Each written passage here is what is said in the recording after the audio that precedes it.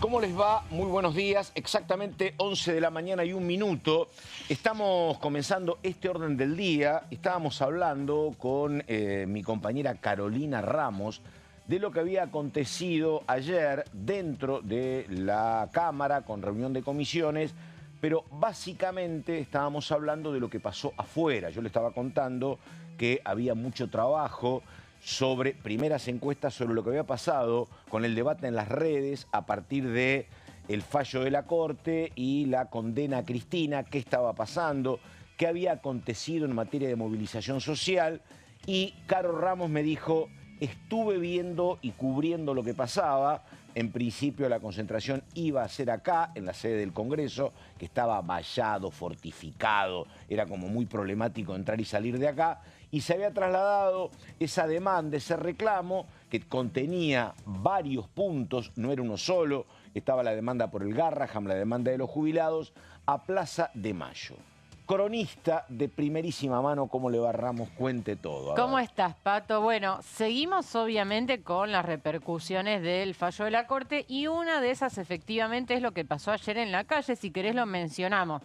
La tradicional concentración que se da en el Congreso se trasladó a Plaza de Mayo. Esto fue sorpresivo porque incluso el Congreso, como bien decís, estaba vallado más que nunca, se amplió el perímetro del vallado incluso, con personal de gendarmería, de prefectura. No podía salir por Callao, no podía salir rumbo al sur, era complicado. Estaba más amplio el perímetro que rodea el Congreso, pero fue la imagen un poco paradójica porque termina siendo inocua a la medida porque los manifestantes se trasladan en columna por Avenida de Mayo hasta Plaza de Mayo. Y ahí, Pato, tuviste una movilización muy heterogénea donde tenías jubilados, partidos de izquierda, movimientos sociales, sindicatos, estudiantes, porque también hay universidades tomadas. Perdóname, cuando hablas de sindicatos, porque digo, el reclamo de los jubilados es por mejores saberes, el Garraham es el paro y las medidas de fuerza que están haciendo por la cuestión salarial.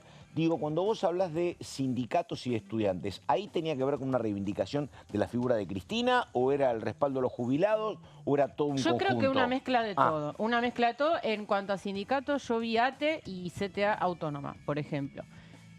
Garraham era, digamos, el denominador común un poco de todos, pero también en cuanto a la militancia kirchnerista tuviste presencia dividida porque muchos estaban en el departamento donde la expresidenta aparentemente va a cumplir su condena. Esto es lo que pidió la defensa en cuanto a que cumpla allí su condena. Así que tuviste una manifestación dividida en Plaza de Mayo y en el departamento de Cristina. No, lo que tiene que ver con lo que aconteció en el día después era la mirada de algún analista con datos concretos, porque me sirve lo que vos decís de ATE, porque básicamente lo que había en las horas previas a la condena de Cristina se indicaba que estaban en la calle, por ejemplo, trabajadores de la UOM y de SMATA, en lugares muy neurálgicos de accesos a Buenos Aires. Después eso se fue diluyendo. Algunos indicaban que tenía que ver con el partido. Y atención, otro dato que no es menor.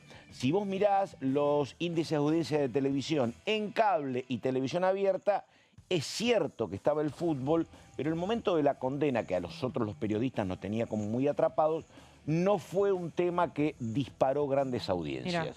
Había más gente mirando el reportaje a Cristina de la semana anterior, en C5N, que lo que pasaba siguiendo esto.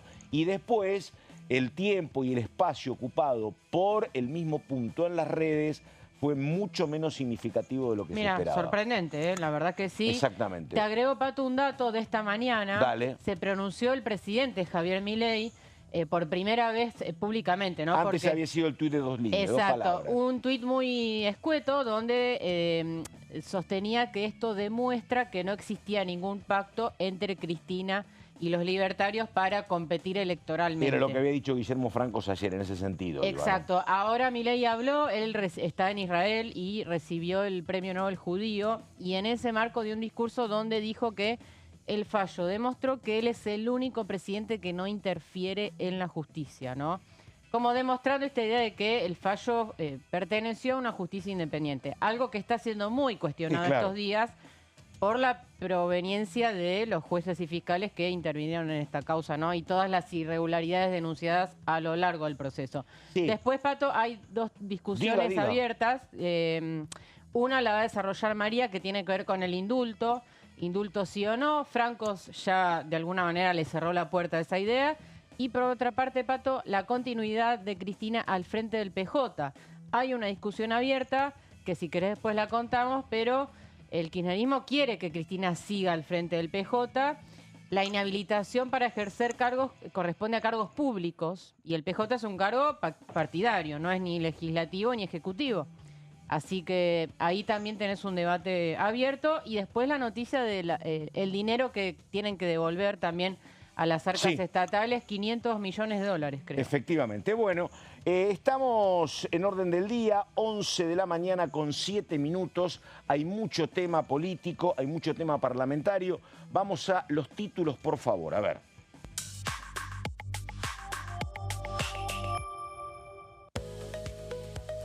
Se reunió la Comisión de Legislación Penal. Se aprobó modificar el código para aumentar penas en ocasión de robos y hurtos.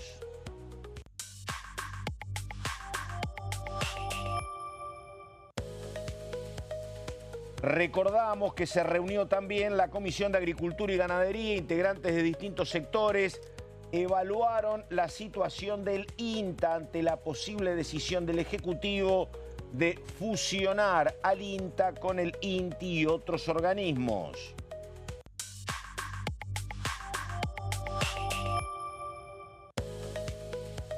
Debate de la Comisión de Asuntos Constitucionales. Especialistas expusieron sobre modificaciones en el régimen y funcionamiento de la Auditoría General de la Nación.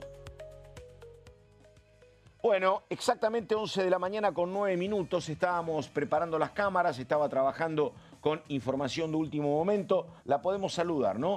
Ella es María Caferata. ¿Cómo andamos, María? Hola, Pato Estaban Méndez. ajustando cuestiones, Sí. dijeron, espera que apuntemos todo, que preparemos como corresponde, así que ahí estamos. Son días así. A ver, Sí. yo te vi por última vez el martes, era otro país. Estamos No nos siguiendo habíamos visto, claro. desde que se confirmó la condena de la Corte Suprema de Cristina Fernández de Kirchner. Y ahora estamos un poco siguiendo el minuto a minuto del calendario electoral, no, mira, la costumbre judicial. Sabemos que tiene 5 días hábiles Cristina Fernández de Kirchner para presentarse en Comodoro Pi. El juzgado está previendo para que todos los que fueron condenados se presenten el martes o día miércoles. Y en paralelo tenés 2 focos de actividad intensa que son la casa de Cristina en el barrio de Constitución y la sede del PJ, que es Mateo de 170, no muy lejos acá del Congreso, que están un poco organizándose cómo va a ser el inicio de un proceso de resistencia que tiene todavía muchas incógnitas. Lo más importante es saber si a Cristina le van a dar la prisión domiciliaria o no le van a dar la prisión domiciliaria. Y en el caso de que vaya a Comodoro Pi, se está organizando una gran convocatoria para marchar con ella hasta Comodoro Pi. Ahora, Ahí también, perdóname, una sola Sí. cosa. Sé, y me parece que es razonable, que en el tema de los traslados hay mucha precaución, mucho cuidado por parte del Ministerio de Seguridad, que dice es un tema muy complicado, es lo que tenemos que cuidar o cuidar. Y quieren que se traslade lo menos posible, ¿no? bueno, quieren que se traslade lo menos posible por 2 cuestiones. Claro. Está el antecedente del intento de asesinato en el 2022, pero también hay una sospecha alrededor del cristinismo de que el gobierno, con Patricia Bullrich a la cabeza, intenta hacer lo mismo que se hizo durante el gobierno de Mauricio Macri cuando se lo llevó en un show mediático a Amado Vudú cuando fue detenido y fue preso también, ¿no? Hay mucho interés en que no haya ni tobillera electrónica, ni que se haya fotos con ella yendo arrastrada por policías y con cascos, de cuidar un poco la imagen de la expresidenta. Así que son conversaciones que se está teniendo fundamentalmente su abogado, pero que tienen a todo el kirchnerismo prestando atención. Pero de vuelta, ahora en el PJ a las 4 de la tarde va a haber una reunión del Consejo Directivo. No se sabe todavía si Cristina va a participar, porque todavía puede movilizarse hasta que sea efectivamente detenida. Pero es minuto a minuto que se están definiendo los pasos a seguir. Y no sé si les da la sensación. Vos tenés acá un peronismo en estado de alerta y movilización, que lo vimos desde la convocatoria de la Comisión Libra, que va a estar focalizado en este tema. Hasta que esto no se resuelva, yo no veo mucho Tal vez en el Senado, porque hay un mandato de Cristina de decirles avancen con los proyectos que se aprobaron en la Cámara de Diputados, pero mientras tanto están todos focalizados en lo que pase con la expresidenta. En un clima que no es el clima calmo y tranquilo, el mar de los sargazos. Digo esto por dos cuestiones. Ayer hablé con un consultor muy escuchado por el cristinismo, muy escuchado. Dice, yo creo, dijo, que el gobernador de la provincia de Buenos Aires debería evaluar la concurrencia de elecciones el 7 de septiembre. ¿Viste? Como diciendo, no están dadas las circunstancias. ¿Pero no están convocadas ya oficialmente? Bueno, por eso. Pero, me pregunto, no, exactamente. Sí. Bueno, lo que se puede convocar, un decreto que convoca, se puede desconvocar. Pero, hace 24 horas que hay un rumor adentro de La ¿lo Plata escuchaste? sobre la posibilidad de volver a unificar las elecciones. Un dato, ¿cuántas horas decíamos que iba a interrumpirse la interna mientras durase la detención vas de a hablar de Fernández Sagasti, Fernández claro, Sagasti el día durísimo. de ayer diciendo que uno de los motivos por los cuales la Corte había podido condenarla tenía que ver con el desdoblamiento? Entonces, bueno, vuelven al ataque. Hay que ver qué decisión termina adoptando Axel Kicillof. Es distinta a la decisión que toma el gobernador de la provincia de Buenos Aires cuando intenta separarse un poco de Cristina y un poco reivindicar su liderazgo cuando Cristina estaba libre, que cuando está presa. Por supuesto. En principio son rumores, no hay nada confirmado. Hay que ir tanteando cómo está también el escenario de las calles. Y ayer me decía otro hombre del peronismo, me dice, mira, cuando uno ve lo que está mirando, trata de averiguar lo que va a pasar, hay comparaciones ineludibles con lo que era la proscripción de Perón durante 18 años, ¿no? Pero, bueno, Perón tenía representantes que podían ser, depende del momento histórico, político, desde John William Cook, que era un hombre mucho más combativo, a Jorge Daniel Paladino, que era un negociador, dependía. Me dice, el tema no puede ser comparaciones porque, ¿sabes qué? Me dice, Perón no tenía hijos. Haciendo hincapié, claro, la verdad, ahora hay un tema que va a ser como ineludible, ¿no? Claro. Pero que tampoco está cantado. Es el que habla, con el que hablaste de la Ha sido- cámpora. es un Era caramelo. de Kicillof, perdón, quise decir, era de Kicillof. Porque están ahí con ese tema. Bueno, ayer dio declaraciones Máximo lo vi hablar, Kirchner, sí. un poco reflexionando. Sí. Yo creo que podemos dejar esa incógnita sobre los herederos, al menos para una semana. Lo que sí, es seguro es que la centralidad ahora es de Cristina Fernández de Kirchner. En el kicilofismo esto lo tienen muy en claro. Sabían en la previa, que ya un poco ya desde el lunes se sabía que iba a llegar la condena, que la condena de Cristina significaba que ella iba a conducir el espacio, al menos durante un tiempo, y que eso significaba que Kicillof tendría que acomodarse en ese lugar. Ya no hay mucho espacio para movimientos independentistas mientras está siendo condenada la que fue tu madre política, si así lo crees. Exactamente. A ver, me dijiste, Belén, querida, vamos con Caro Ramos. Ah, ¿con María primero? Bueno, vamos con María entonces primero, que habla María de lo que es el indulto.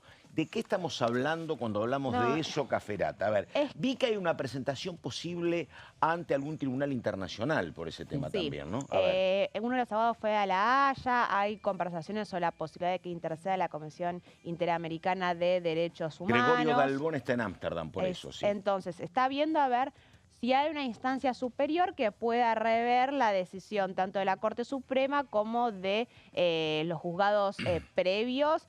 Es un proceso larguísimo que hay que ver cómo se desarrolla. Hubo toda una discusión jurídica el día de ayer sobre si la Corte Interamericana cuenta como cuarta instancia o no cuenta como cuarta instancia. Y si es vinculante la decisión. A ver, ¿cómo es el tema? La Constitución de la Argentina mandata de alguna manera que todos los fallos de la Corte Interamericana tienen que ser de carácter vinculante. Pero después hay toda una discusión respecto a si la discusión jurídica termina con la Corte Suprema o no termina con la Corte Suprema.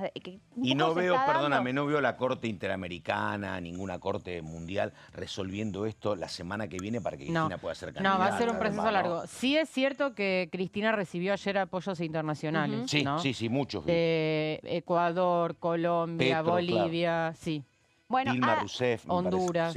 Los operativos que se están manejando desde el PJ en términos de áreas son 3. El internacional es muy importante, hay contactos sistemáticos, incluso hasta con Brasil fundamentalmente, que es el espejo en el cual se ve todo el peronismo con lo que está sucediendo con la condena de Cristina. Después tenés la pata territorial de las movilizaciones, la posibilidad de un paro, las convocatorias en diferentes puntos del país, y después tenés la pata judicial. Pero las 3 son muy importantes y el camino internacional va a seguir su curso en paralelo al que se den los otros. perdóname, en un mundo donde está claro cuál es el posicionamiento del gobierno, está claro cuáles son las alianzas del gobierno, no lo veo ni al presidente, la verdad, ni al canciller, como demasiados preocupados por estos tipos de respaldos. Ellos son muy blanco-negro, me parece, en los posicionamientos políticos que toman, ¿no? ¿Preocupados en qué sentido? Digo, la verdad que ellos miran que hay, a ver, un respaldo político para Cristina desde Brasil, desde México, desde Chile. Digo, no, para la mirada que tiene sobre las relaciones políticas internacionales del gobierno. Claro, no mueven perímetro. Eso es lo que digo, me parece. ¿Cuáles son los únicos dos países que escucharía el Por eso presidente? ¿Es digo, Israel o Estados Unidos, digamos? Por eso te digo. El otro no mueve el amperímetro. Por eso, claro. Igual, eso por ahí, si quieren, si vamos a las placas, lo discutimos, pero una postura incómoda del gobierno con este tema. Porque, a ver, la agenda la está centralizando hoy por hoy el peronismo, el gobierno adoptó una postura de decir se hizo justicia, vieron que no hubo un pacto de impunidad, que los periodistas estaban diciendo durante todo este tiempo. Pero te pueden decir, estás proscribiendo una candidata. Te pueden saber, estás proscribiendo la candidata. Y lo cierto es que el escenario de polarización sigue más vigente que nunca. Digo, para el que pensaba que esto de alguna manera cambió el escenario, la polarización sigue existiendo con Cristina aún presa. Claro. Sí. Bueno, vamos a traerlo con este tema, porque tiene que ver con algo que se viene planteando hace un par de días, pero se viene planteando desde que la causa vialidad llegó a casación penal, que tiene que ver con, bueno, ¿está la posibilidad de indultar a Cristina Fernández de Kirchner frente a todas las estrategias que están sobre la mesa, como bien decía Caro, el tema internacional? Bueno, existe una herramienta Indulto que es atribución del presidente, nada más. Es una atribución solo del presidente que está reconocida en la Constitución Nacional y que yo ahora te voy a traer unos testimonios que justifican por qué se está planteando esta. Y después te cuento el final, porque es lo que Cristina piensa respecto al indulto. ¿Lo viste incomodísimo a Kicillof cuando le preguntaron eso? Bueno, es que fue la no definición lo que respondió. A ver, vamos a la siguiente placa. ¿Quiénes fueron los que estuvieron hablando de indulto en las últimas 48 horas?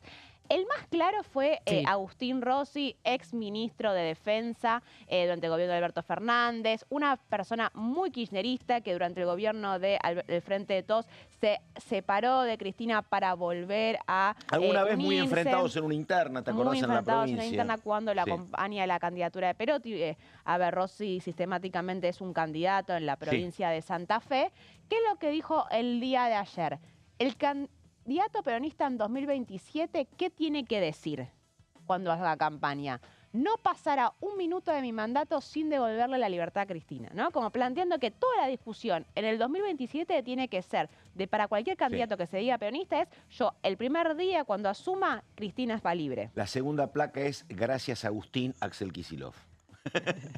Vamos a la segunda placa. Bueno, la definición de Kicillof me encanta porque es la no definición. ¿La querés leer vos? Dale.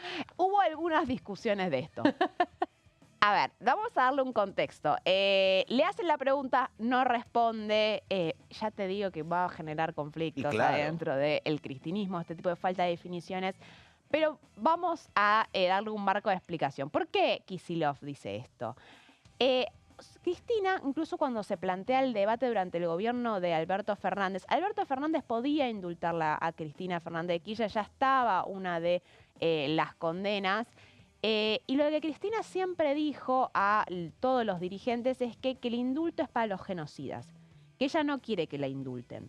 Entonces ahí hay una postura incómoda porque un Axel Kicillof que parece que no quiere decir abiertamente que la indultaría si es candidato a presidente, pero también teniendo en cuenta la postura de la propia Cristina Fernández de Kirchner, que cuando Alberto Fernández incluso se lo propone, dice, yo no quiero que me indulten, se lo propone Alberto, porque yo no soy culpable. Yo pensé que Alberto nunca había llegado a esa opción, no sabía. Se conversó y Cristina siempre insistió, el indulto es para los genocidas, haciendo obviamente un vínculo durante el gobierno de Menem, ¿no? Entonces, como yo no soy culpable, por lo tanto no corresponde que me indulten. Es muy creativa la placa que viene.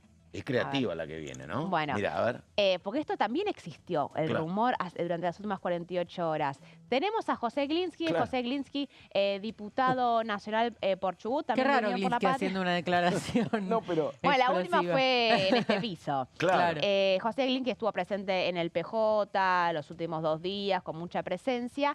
¿Qué es lo, a modo de chicana, le dice directamente a Javier Milei? Si Milei quiere ganarle a Cristina en las urnas, que use la facultad del indulto, ¿no? Que es que también es un poco la postura que va a tener el peronismo hasta ahora. Ustedes no le ganaron al kirchnerismo si terminan ganando en la provincia de Buenos Aires, porque no le pudieron ganar a Cristina, no le pudieron ganar a la principal líder del peronismo, por lo tanto es una victoria trunca. Si quieren una victoria real para hundir al kirchnerismo, como están diciendo, bueno, indúltenla.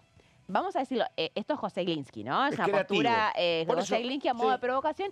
A ver, y si pasa, pasa. Claro. ¿No es cierto? ¿Qué respondió Guillermo Francos? Claro. A Glinsky ya el rumor, porque la verdad que fue un rumor que se pensó a instalar no solamente por Glinsky en las últimas horas sobre la posibilidad de que Milei pudiera indultarla. Es un la tema, verdad perdóname, no se sostiene por ningún lado. Por lo que uno conoce de Milei, no es un tema en el cual Milei esté dispuesto a divertirse, ocuparse 4 horas y escuchar, ¿no? Él se mete mucho en temas económicos y el resto los deroga, los deriva, me parece. Sí, ¿no? Incluso el martes Milei se entera por Santiago Caputo, que le avise cuando él estaba de viaje, que iba a llegar la condena de la Corte Suprema, y Milei le responde después lo que salió a decir públicamente. Hubo justicia, vieron que no hubo un pacto de impunidad, atajándose mucho con lo que hubo respecto a los rumores y las sospechas que en el marco del debate de ficha limpia y la comisión libre y las investigaciones hubo supuestamente negociaciones. Sí, que yo no entiendo por qué ellos consideran que es una ofensa haber hablado en su momento con un bloque de 34 senadores. ¿Con quién iban a hablar, no? No era un pacto, era una posibilidad de entablar alguna negociación para incorporar jueces a la Corte, y cómo no ibas a hablar con la principal fuerza, que era Unión por la Patria, que tenía prácticamente la mitad del Senado. Bueno, pero porque la libertad avanza es negociar con la casta, pactar impunidad con la casta. Exactamente. No, que puertas adentro, no es lo mismo Santiago Caputo y Guillermo Francos, tal vez, que negocian sistemáticamente con algunos sectores de la oposición, que el propio Milei, que tiene una postura... Les preocupaba públicamente el acuerdo. Sí, exacto. Bueno, ¿y qué es lo que responde el jefe de gabinete, Guillermo Francos? A ver. Nunca se habló de indulto a Cristina, el presidente Milei ha sido muy claro. Tajante, no hay posibilidad de indulto, la decisión que tomó la Corte Suprema es la decisión que tomó la Corte Suprema y nosotros llegamos hasta acá. Ahora, entonces, este es un poco el mapa de declaraciones y posturas que vimos respecto a la posibilidad de un indulto. La duda, ¿se la puede indultar más allá de la voluntad o no de los dos presidenciables para 2027, que son Javier Milei y Axel Kicillof, que los dos dieron a entender que dudoso que lo vayan a indultar? Bueno, el artículo 36 de la Constitución Nacional sostiene que quien atente contra el orden institucional y el sistema democrático no puede recibir un indulto, ¿no? Hay como una aclaración de base que la facultad del indulto que tiene el presidente de la Nación para ejercerla como se le dé la gana tiene una limitación que tiene que ver con quien atente el orden institucional, que es básicamente quien lleva a cabo un golpe de Estado y una interrupción democrática. No estaría enmarcada Cristina en este artículo. Ahora, ese mismo artículo tiene un segundo párrafo que dice lo siguiente, y esto lo voy a leer porque yo soy medio chicata. Vale. Que dice textualmente, ¿no? En el párrafo siguiente: atentará contra el sistema democrático quien incurriere en grave delito doloso contra el Estado que conlleve enriquecimiento, quedando inhabilitado por el tiempo que las leyes determinen para ocupar cargos o empleos públicos. Es básicamente lo que es la condena contra Cristina Fernández de Kirchner. Ayer leía una opinión del abogado Gil Domínguez, constitucionalista, que decía este párrafo es tajante cuando habla de que el tema del enriquecimiento impide el indulto, así que no hay lugar a dudas, me parece. Y Gil Domínguez, que fue crítico respecto a las condiciones en las cuales se dio el fallo de la Corte Suprema, pero dice, indulto, este párrafo lo inhabilita. Había una discusión porque el párrafo queda como un poco desencajado de la palabra del indulto, como no se entiende un poco, se estaba hablando, pero la verdad que hace una definición por lo que se interpreta de atentado al orden democrático. Por lo tanto, la mayoría de los constitucionalistas que yo estuve escuchando el día de ayer sostenían que no se podía llevar a cabo. ¿Cuál es la conclusión? Ni Axel Kicillof, ni Javier Milei, ni la propia Cristina Fernández de Kirchner quieren un indulto, y encima la mayoría de los constitucionalistas establecen que no se puede indultar a alguien acusado y condenado por corrupción. La posibilidad de indulto me parece que está cerrada.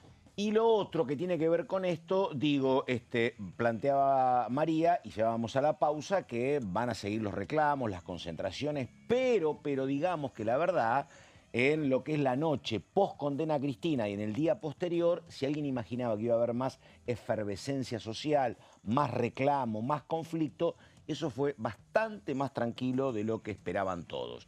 En el gobierno y también en el propio peronismo hace caras, Caferata, pero tenemos que ir a la pausa y ya lo tratamos. También viene ella, viene Caro Ramos con un tema muy importante. Dale.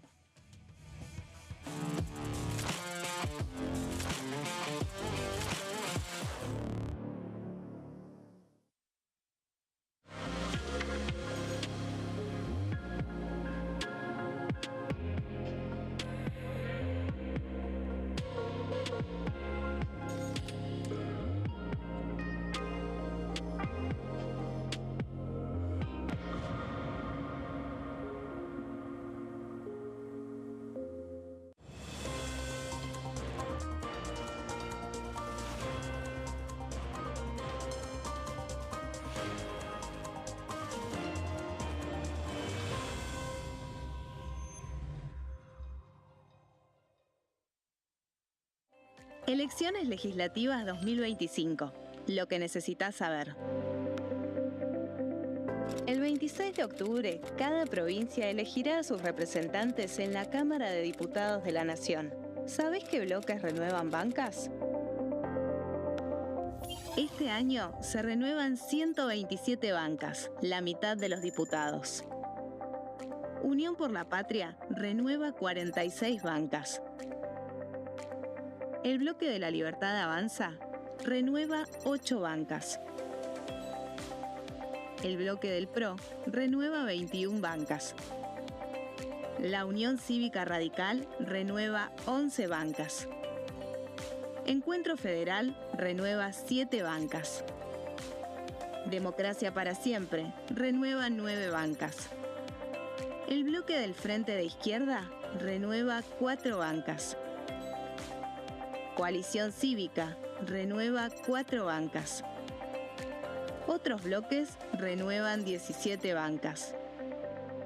Elegí a tus representantes, tu voto, tu voz, tu futuro.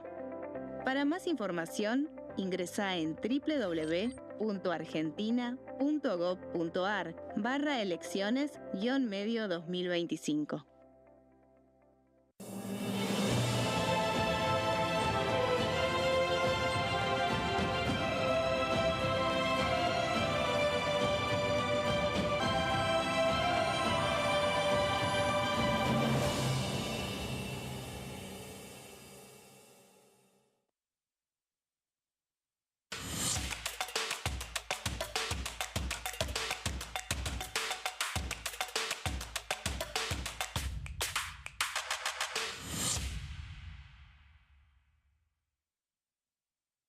Dengue, Zika y chikungunya. Presta atención a estos síntomas. Si tenés fiebre alta, 38 o más, de 2 a 7 días de duración y dolor de cabeza, en especial detrás de los ojos, muscular y de las articulaciones, diarrea, dolor abdominal, náuseas y o vómitos, malestar general, cansancio, decaimiento, erupción en la piel, sangrado en nariz, encías u otras partes del cuerpo, no te automediques. Toma mucho líquido, usa repelente y acércate a un centro de salud.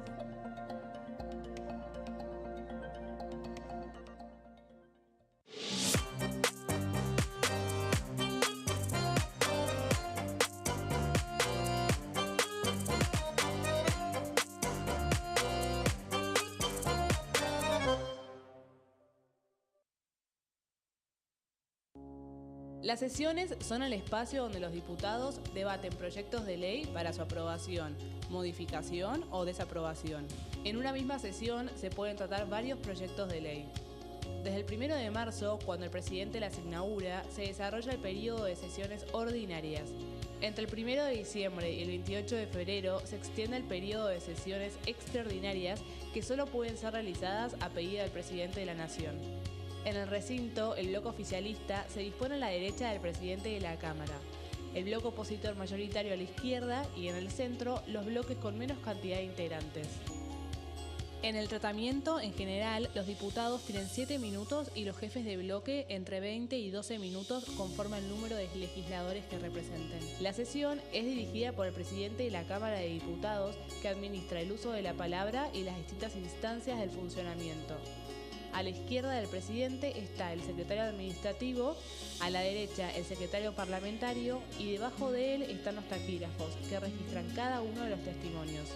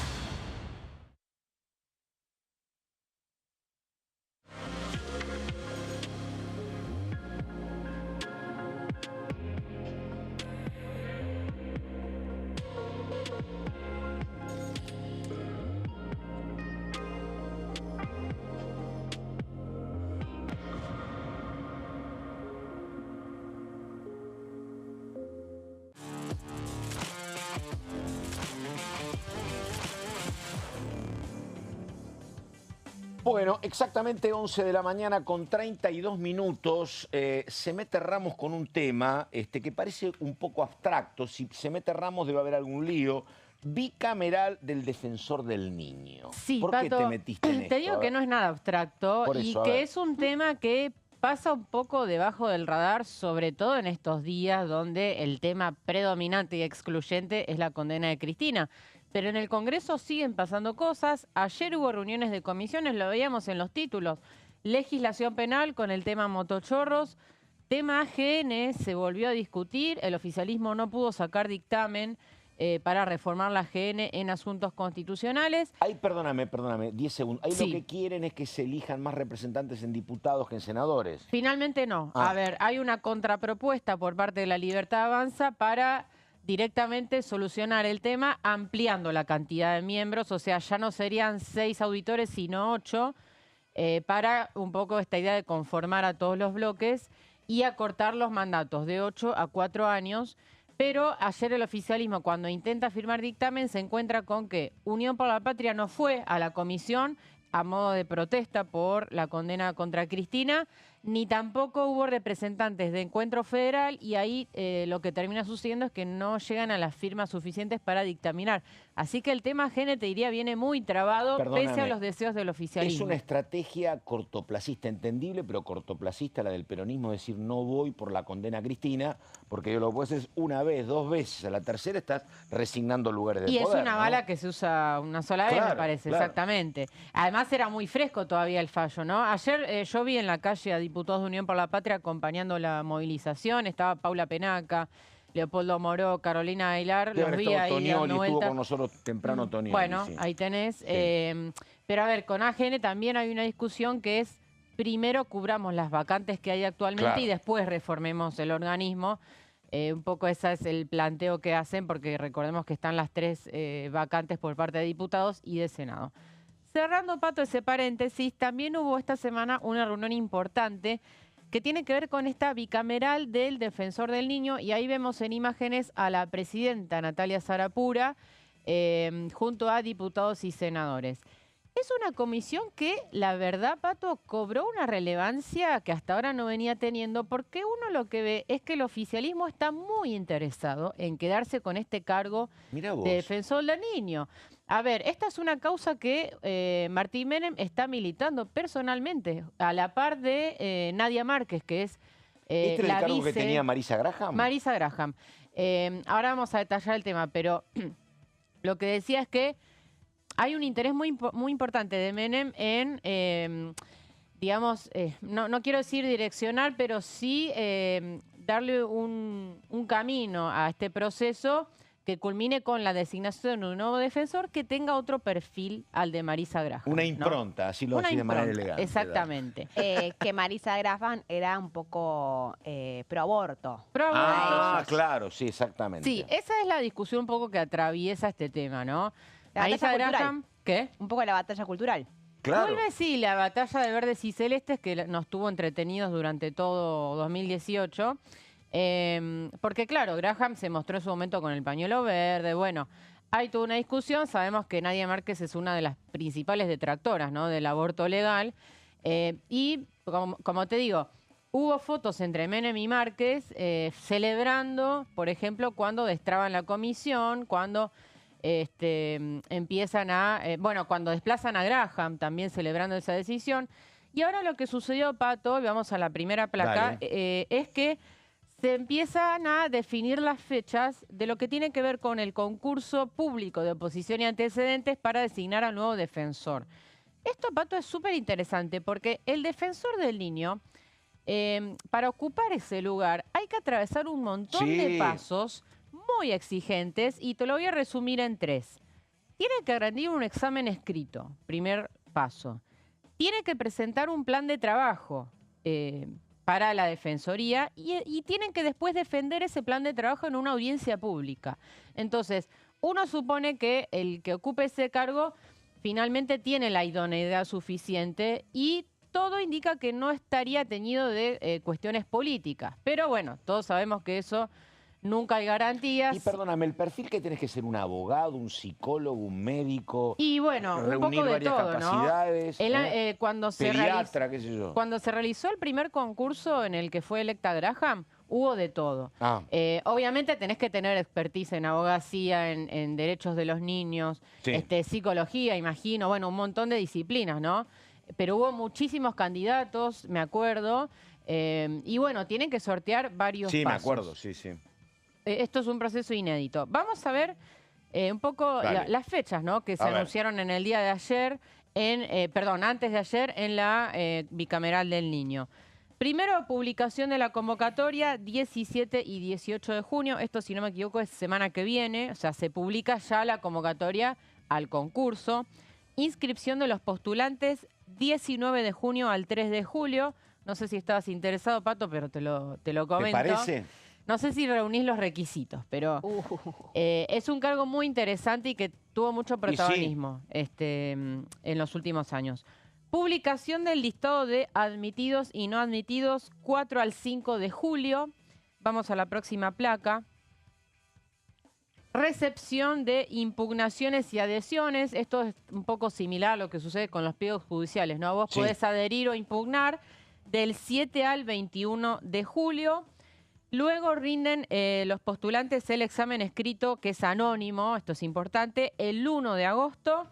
Y el 8 de agosto se publica el listado de postulantes que fueron aprobados.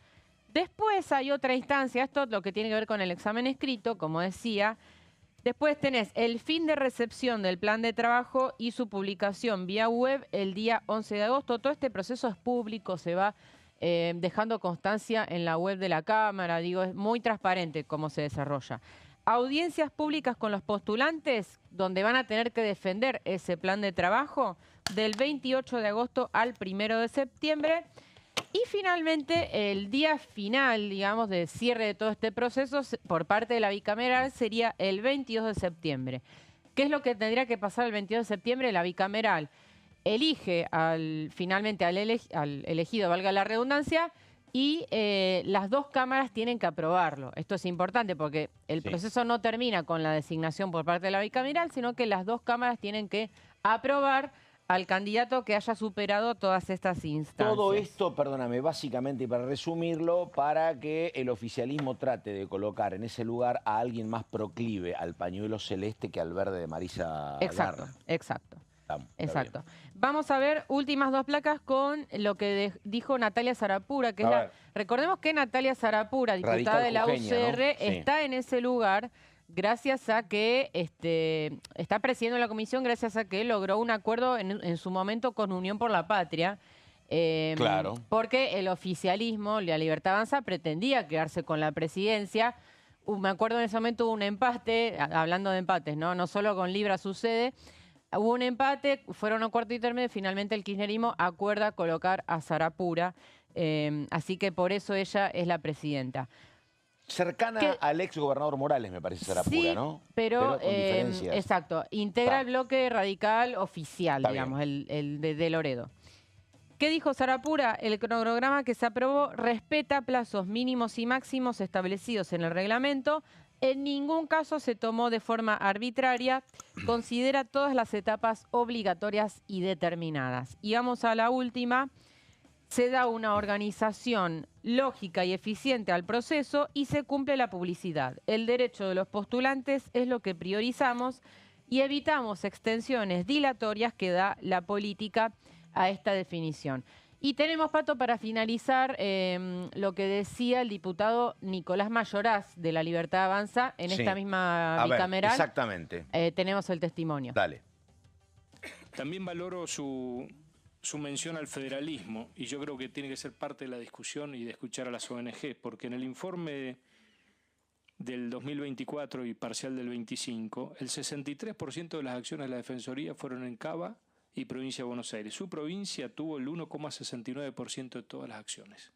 Y estamos hablando de un organismo que se lleva 7.000 millones de pesos por año. Entonces, ¿cómo estamos?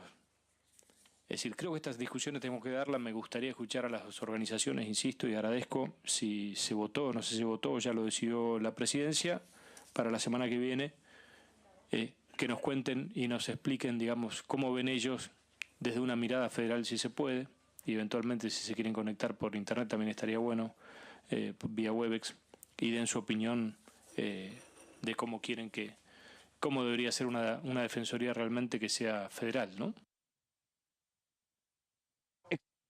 La palabra del diputado por la provincia de Santa Fe. Quedan 10 minutos que van a ser muy importantes porque mis compañeras se van a ocupar de por lo menos dos temas que son clave por ahora. Uno es el tema Libra, muy mencionado a partir de lo que pasa con el fallo de la Corte sobre Cristina, donde varios dicen, bueno, si la Corte aquí se abocó a un tema que había llegado hace muy poco hasta al máximo tribunal, bueno, tal vez es el momento para que discuta lo que ha pasado con algunos de los temas que tienen que ver con causas contra Macri, que también llegaron a la Corte y nunca se trataban, porque uno de los cuestionamientos es, bueno, la causa contra Menem durmió 20 años, causas contra De la Rúa también murieron y ni siquiera terminaron con el expresidente radical fallecido, lo mismo lo de Macri, a lo mejor es un nuevo tiempo, y algunos dicen, si es un nuevo tiempo que la Corte acelera el tratamiento de estos temas y mira lo que pasa con Macri, a lo mejor se tropiezan con un avance todavía muy incipiente de la justicia argentina con el tema Libra. Así que se ocupa enseguida Ramos de eso. Pero le pregunto a Cafferate y también a Ramos, acá en la vida cotidiana de esta Cámara de Diputados, ¿el tema de inocencia fiscal ha avanzado? Qué buena pregunta, Pato. Gracias. A ver, a mí me decían justo de parte del oficialismo que hay idea de convocar a la Comisión de Presupuesto la semana que viene y que el objetivo no es hacer un largo debate con presencia de funcionarios, sino que el día que se convoca se firma el dictamen. ¡Apa! Entonces, tenerlo bastante ya... Eso presupuesto y Hacienda. Presupuesto y Hacienda. Bueno, eso es una noticia, perdón. José Luis Esper, que viene de un día tranquilísimo. Lo decís porque lo echaron de la UCA por insultar a la hija de la expresidenta. Hoy también siguió con alguna otra cuestión, así que bueno. No, me animaría a decir que la oposición de ninguna manera va a permitir que se firme dictamen en la primera reunión. De mínima van a querer escuchar al titular del ARCA, de máxima al ministro Caputo. Y a mí me habían dicho algo diferente, que iba a haber como 2 o 3 reuniones de comisión. Pero si ese es el plan, me animaría a decir que la oposición no va a estar de acuerdo. A mí me lo decía un dirigente del oficialismo y también un poco por este silencio que está habiendo, ¿no? Pasó más de una semana, me parece, de que fue la presentación oficial del proyecto y no hubo ningún movimiento. Si te fijas, la agenda la estuvo sosteniendo fundamentalmente la oposición y más allá de las conversaciones que hubo en Casa Rosada con los gobernadores, no estamos viendo mucha actividad. Y las conversaciones se están dando por lo bajo, el gobierno nacional las está encabezando y a mí me decían, al menos hoy, que la idea es ir más a los bifes. Bueno, digamos. a ver, dos cosas. Escuché a una muy importante fuente del peronismo que fue muy, extrañamente para mí, fue muy moderado con el tema. Le preguntaron por esto, dijo, bueno, dice, es un tema muy técnico que lo tendremos que ir viendo punto por punto. Yo esperaba, la verdad, alguna resistencia más frontal, pero me dice, es un hombre que es importante en la comisión, es un hombre que sabe mucho y fue prudente. A lo mejor después se complica. Y lo otro, lo que vos decís que van a ir a los bifes, el gobierno necesita esto con mucha urgencia, porque el sacar la plata del colchón mientras no esté esta herramienta, que todavía tiene que atravesar el Rubicón del Senado, bueno, no se mueve, porque claro, los contadores le dicen, dame algún dato preciso antes. No nos arrojemos a la pileta sin agua. Por eso la urgencia. Sí, la urgencia y también el tenerlo cerrado y que no no sucedan sorpresas. Pero que lo cambien. A ver, que no te lo cambien, que no arranque la creatividad de las propuestas de algunos sectores de la oposición, las firmas en disidencia, y que, cuando llega el recinto tiene que estar más resuelto, porque si no pasa lo que ha pasado con un montón de proyectos del oficialismo, que con el orden de cada una de las diferencias, cuando se tiene que plantear el proyecto, artículos se caen. Entonces hay que llegar lo más ordenadamente posible. Hay que ver si en la discusión para que haya funcionarios. A mí al menos hoy me decían, no, la idea es tenerlo resuelto. Tenerlo resuelto y lo más silenciosamente posible.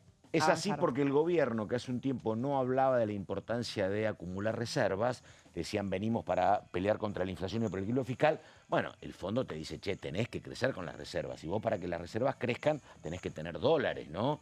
Y así que la idea de que esto avance, de que la gente saque los dólares, es una idea muy presente. Sí, no quieren susto ni quieren sorpresas. El trasfondo es el año electoral, ¿no?